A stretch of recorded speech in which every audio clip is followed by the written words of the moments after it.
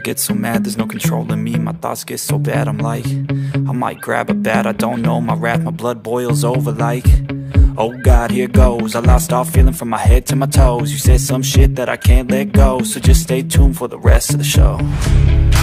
So have you ever felt betrayed? Switches how you see things, realize something needs change. दोस्तों कहानी शुरू होती है और हम देखते हैं जलील जैनी नाम की एक लड़की को जो कि अपने रूम में बैठी एक रोमांटिक मूवी देख रही होती है। तभी अचानक जैनी के गोदाम में खुजली मचने लगती है, जिसको मिटाने के लिए वो अपना प्यारा सबसे दुलारा घोड़े वाला खिलौना निकालती है और उसको अपनी मौत की गुफा में घुसाकर आनंद लेने लगती है। अब ये कार्यक्रम आगे बढ़ ही रहा था कि तभी वहां पर उसका बाप और भाई आ जाते हैं और उसे बर्थडे विश करने लगते हैं। फिर वहां पर कुछ और लोग भी केक लेकर आ जाते हैं क्योंकि वो उसे सरप्राइज देना चाहते थे। तभी अचानक जैनी का कुत्ता उसके पैरों से चादर को उतार देता है और तभी जो उसका खिलौना था वो उसकी मौत की गुफा से बाहर निकलता है और हवा में उड़ता हुआ सीधा उसके केक पर जाकर गिरता है। इसके बाद हम देखते हैं कि जैनी का बाप उन दोनों को स्कूल छोड़ने जाता है, जिस दौरान जैनी का भाई उल्कापिंड उससे कहने लगता है कि तुम्हें कोई बॉयफ्रेंड बना लेना चाहिए। जैनी कहती है कि नहीं, मुझे कोई बॉयफ्रेंड नहीं बनाना। उल्कापिंड कहता है कि तुम्हें डैड का रूल तो पता है ना, सबसे पहले तुम अपने खेत में मजदूरी करवाओगी और उसके बाद ही मुझे किसी के खेत में मजदूरी करने को मिलेगी। वहीं स्कूल में हम कुछ लड़कियों को देखते हैं जो कि फुटपाथ पर डांस कर रही होती हैं, लेकिन तभी वहां पर जैनी का बाप भाई की तरह गाड़ी लेकर आता है और एक लड़की को उड़ा देता है। इसके बाद स्कूल में एक लड़के की एंट्री होती है जो कि बहुत ज्यादा स्मार्ट होता है। तभी हम देखते हैं कि वो और कोई नहीं बल्कि हमारा अपना प्यारा कैप्टन अमेरिका होता है। वो स्कूल में इतना ज्यादा पॉपुलर होता है कि स्कूल की लड़कियां उसे देखते ही अपनी कच्छी उतारकर उसकी तरफ फेंकने लगती हैं। वहीं दूसरी तरफ हम जैनी को देखते हैं जिसके पास उसका बेस्ट फ्रेंड चमन चौपाटी आता है। ये बावलीगांड जैनी को बचपन से ही पसंद करता था, लेकिन उसके पिछवाड़े में इतना गूदा नहीं था कि वो अपने दिल की बात उसे बता सके। वहीं हम जैनी के भाई उल्कापिंड और उसके दोस्तों को देखते हैं जो कि पिछले हफ्ते ही 12 साल के हुए थे और अब वो किसी लड़की को दबाकर बजाने के लिए तड़पे जा रहे थे। तभी उल्कापिंड की नजर अमेंडा नाम की एक लड़की पर पड़ती है जो कि एकदम पटाखा थी। तभी उसको देखते ही उल्कापिंड का घोड़ा खड़ा हो जाता है और वो सोचने लगता है कि अब तो इसको ही बजाना पड़ेगा। इसके बाद हम कैप्टन अमेरिका को देखते हैं जो कि अपने कुछ दोस्तों के साथ बकचोदियां कर रहा था।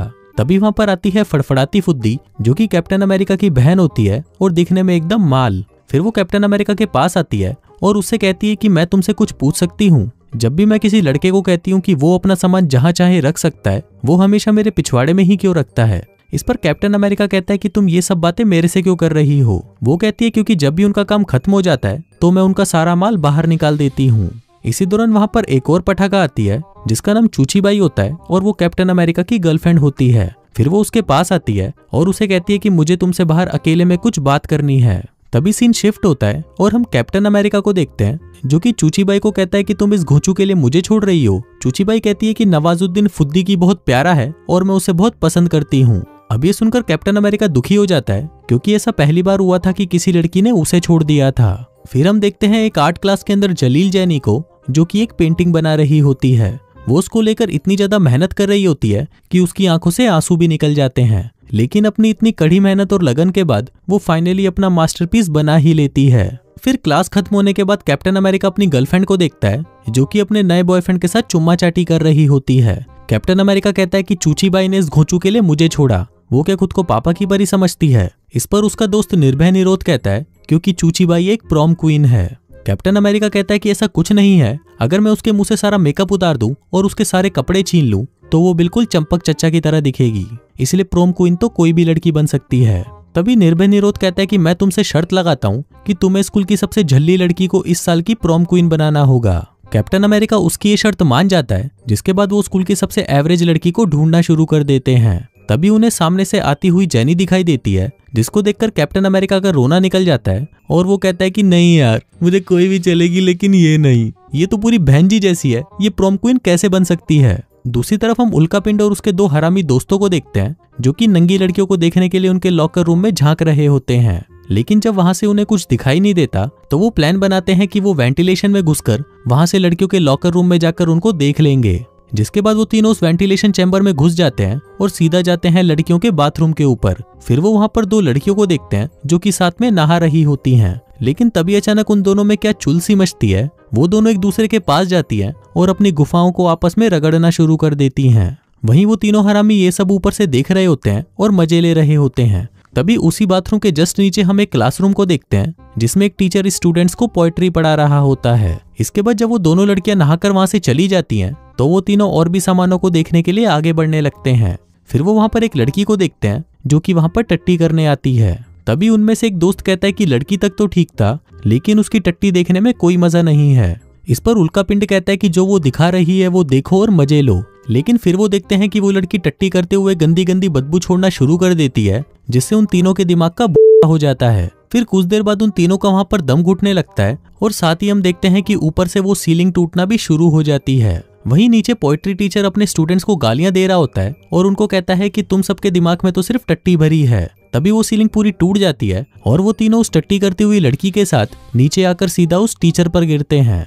वहीं लंच के दौरान कैप्टन अमेरिका जेनी के पास आता है और उससे बात करने की कोशिश करता है, लेकिन जेनी उसे बिल्कुल भी भाव नहीं देती क्योंकि कैप्टन अमेरिका ने पिछले 6 सालों से उससे कभी भी बात नहीं करी थी। फिर स्कूल खत्म होने के बाद कैप्टन अमेरिका रग्बी की प्रैक्टिस करने जाता है लेकिन उसे वहां पर खेलने नहीं दिया जाता और एक कोने में बिठाकर रखा जाता है। तभी हमें फ्लैशबैक में दिखाया जाता है कि जब कैप्टन अमेरिका उनकी टीम के साथ एक मैच खेल रहा था तभी गेम के दौरान उसने बॉल एक चोमू से लड़के को दे दी। उसे लगा कि शायद उनकी टीम ये गेम जीत जाएगी, लेकिन तभी उस बॉल को लेने के लिए 2 खिलाड़ी आते हैं और उस लड़के के बीच में से 2 टुकड़े कर देते हैं और इसी कारण से कैप्टन अमेरिका को अब कभी भी ये गेम खेलने नहीं दिया जाता। फिर रात को जब कैप्टन अमेरिका निराश होकर अपने घर पर आता है तो उसका बाप उसे कहता है कि मुझे पता चल चुका है कि चूची बाई ने तुम्हें धोखा दे दिया है, इसलिए तुम चिंता मत करो, मैंने पहले ही तुम्हारे लिए एक परफेक्ट लड़की ढूंढ रखी है। कैप्टन अमेरिका कहता है कि अच्छा, कौन है वो? तभी उसका बाप वहां पर उसकी माँ को बुलाता है और उसे कहता है कि बताओ कैसी है। कैप्टन अमेरिका कहता है लेकिन ये तो मेरी माँ है। बाप कहता है कि यही तुम्हारे लिए बेस्ट है। जिसके बाद वो उन दोनों को अकेला छोड़कर वहां से चला जाता है। उधर जेनी के घर पर भी उसका बाप जेनी के पास आता है और उससे पूछता है कि क्या हुआ, आज तुम इतनी शांत कैसे लग रही हो। जेनी बताती है कि स्कूल के एक पॉपुलर लड़के ने मुझे प्रपोज किया, लेकिन मुझे कुछ समझ नहीं आ रहा कि मैं उससे अपनी पिंकी पिटवाऊं या नहीं। बाप कहता है कि पहले तुम्हें उसके साथ कहीं बाहर जाना चाहिए, इससे तुम्हें पता चल जाएगा कि वो लड़का तुम्हारे लायक है भी या नहीं। उधर दूसरी तरफ कैप्टन अमेरिका अपनी बहन के रूम में आता है और उसे कहता है कि मुझे तुम्हारी हेल्प चाहिए। दरअसल मैं चाहता हूँ कि जेनी मुझसे प्यार करना शुरू कर दे। इस पर फड़फड़ाती फुद्दी कहती है कि ठीक है, लेकिन उसके बाद तुम्हें मेरे साथ मजदूरी करनी होगी। कैप्टन अमेरिका कहता है लेकिन तुम तो मेरी बहन हो। जिस पर फड़फड़ाती फुद्दी कहती है कि अगर कुछ लेना है तो कुछ देना भी पड़ेगा। जिसके बाद वो उसे कहती है कि सबसे पहले तुम उसका विश्वास जीतो।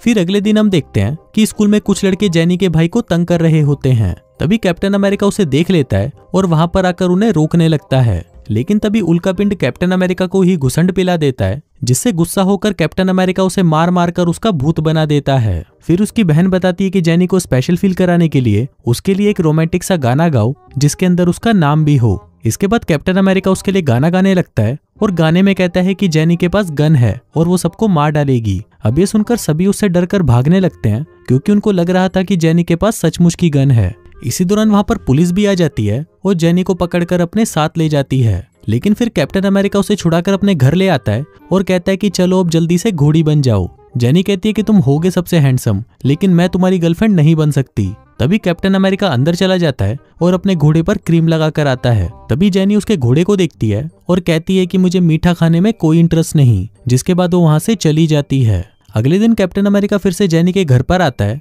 और उससे पूछता है कि क्या तुम मेरे साथ पार्टी में चलोगी। जेनी कहती है कि मैं तुम्हारे साथ नहीं चल सकती क्योंकि मैं अच्छे से तैयार नहीं हूँ। पर तभी वहां पर फड़फड़ाती फुद्दी आती है और उसे कहती है कि मैं तुम्हारी इस बंजर जमीन को फिर से हरा भरा कर दूंगी। जिसके बाद वो उसे ऊपर रूम में ले जाती है और उसका मेकओवर करने लगती है। फिर कुछ देर बाद जब जलील जेनी तैयार होकर नीचे आती है तो वो इतनी ज्यादा खूबसूरत लग रही थी कि उसको देखकर कैप्टन अमेरिका उसका दीवाना हो जाता है। और कैप्टन अमेरिका तो क्या, मैं तो खुद भी इसका दीवाना हो चुका हूँ। इसके बाद वो तीनों पार्टी में पहुंचते हैं जहाँ पर वो सभी जेनी को देखकर हैरान हो जाते हैं क्योंकि पहले तो वो बिल्कुल चंपू लगती थी और अब अचानक से एकदम माल बन चुकी है। उस पार्टी में चमन चौपाटी भी आता है, लेकिन कोई भी उसे अंदर घुसने नहीं देता। फिर पार्टी में हम उल्का पिंड को भी देखते हैं जो कि अमेंडा के लिए एक लव लेटर लिखकर लाया था, लेकिन जब वो उस लेटर को उसे देने जाता है तो वो देखता है कि उसको बजाने के लिए पहले से ही वहां पर लड़कों की बहुत लंबी लाइन लगी हुई है। वहीं फड़फड़ाती फुद्दी भी कुछ चूसते हुए एक लड़के के पास आती है और उसे कहती है कि हाय, मेरा नाम है फड़फड़ाती फुद्दी।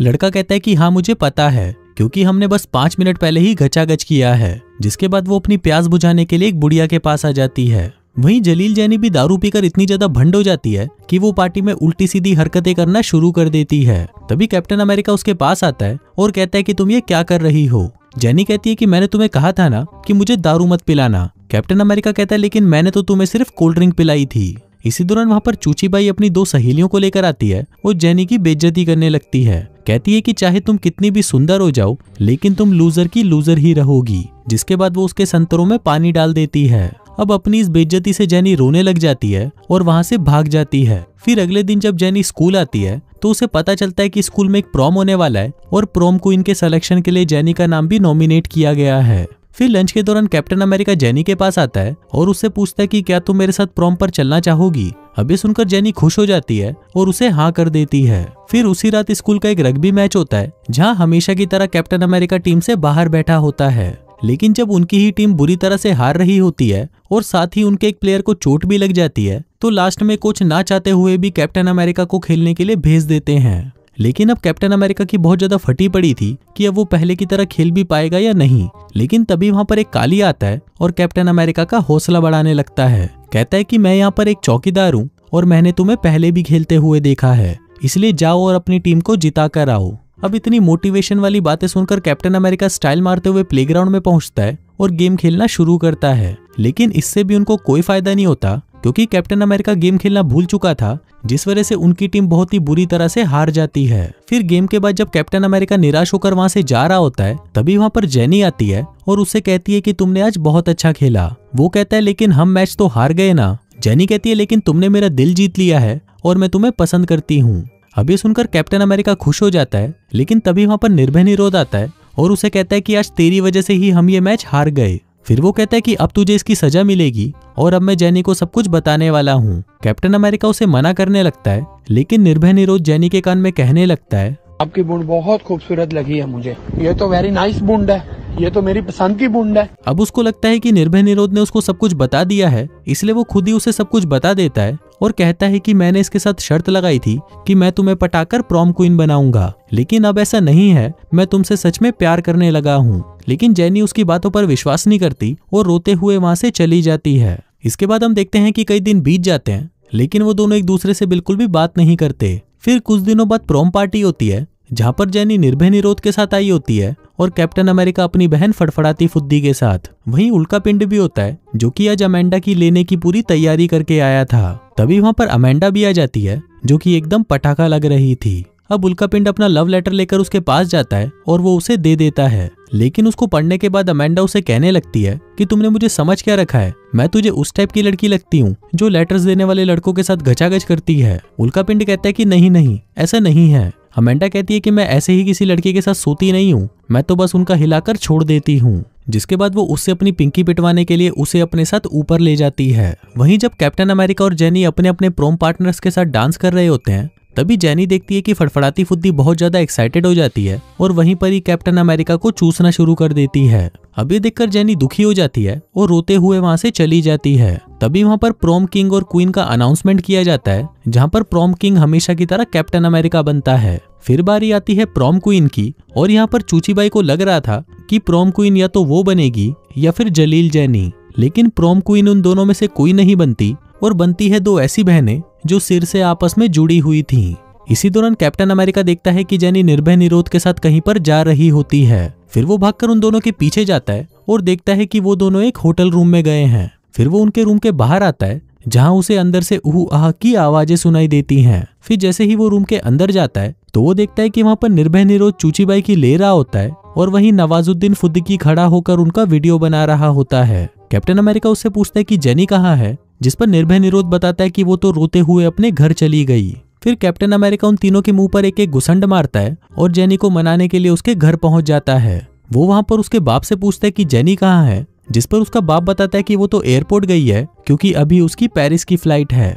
अब कैप्टन अमेरिका को कैसे भी जेनी को रोकना था, इसलिए वो भी भागता हुआ सीधा एयरपोर्ट पहुंच जाता है। वहीं चमन चौपाटी भी आ जाता है क्योंकि वो भी जेनी से प्यार करता था और आज वो उसे अपनी दिल की बात बताना चाहता था। अब कैप्टन अमेरिका जेनी को वहां से जाते हुए देखता है, लेकिन उसको रोकने के लिए वो एक बच्चे से उसकी बॉल छीन लेता है और उसे सीधा जलील जेनी के सिर पर मारता है। फिर वो उसके पास आता है और कहता है कि प्लीज मत जाओ, क्योंकि जब मैंने वो शर्त लगाई थी तो मैं तुम्हें नहीं जानता था, लेकिन अब मैं तुमसे प्यार करने लगा हूँ। तभी अचानक वहाँ पर एक एम्प्लॉय उसे रोक देती है और उसे कहती है कि मैं बता दूं क्या कि तूने ये डायलॉग किस फिल्म से चुराया है। तभी जेनी कहती है कि हाँ मुझे याद आया, तुमने ये डायलॉग जिस्म 2 से चुराया है और तुम्हें पता है मैंने उस फिल्म को देखकर उंगली भी की थी। तभी कैप्टन अमेरिका उस एम्प्लॉय को कहता है कि साली अगर तुझे कोई दिक्कत ना हो तो अब मैं बोल सकता हूँ। जिसके बाद वो जेनी को कहता है कि मैं हमेशा से तुम्हें पसंद करता था, लेकिन मुझे लगता है कि शायद मैं किसी और लड़की के साथ भी घचाघच कर लूंगा, इसलिए तुम्हें यहाँ से चले ही जाना चाहिए। जेनी कहती है कि साले तूने ये डायलॉग भी बाहुबली से चुराया है,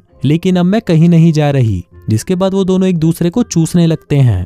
तभी वहां पर तालियां बजाते हुए चमन चौपाटी भी पहुंच जाता है, क्योंकि उसे भी पता चल चुका था कि अब लड़की हाथ से निकल चुकी है, इसलिए हाथ गाड़ी चलाओ और मस्त रहो। और हाँ भाइयों, मैं तुमसे भी कह रहा हूँ, अब सर्दियां आ चुकी हैं, इसलिए अगर तुम्हारी कोई सेटिंग नहीं है तो लड़कियों के पीछे मत भागो, हाथ गाड़ी चलाओ और मस्त रहो। बाकी मैं मिलता हूँ तुमसे अगले वीडियो में, तब तक के लिए बाय।